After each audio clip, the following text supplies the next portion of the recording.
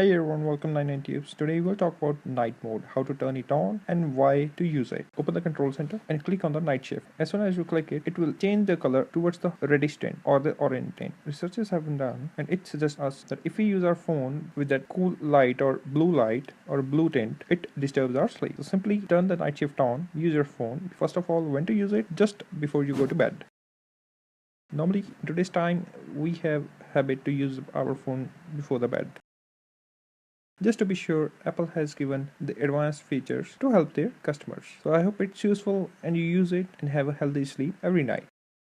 So I hope it's useful and you like it. Make sure to share this video, hit the subscribe button, it really helps, and I'll see you in the next one. Have a nice day.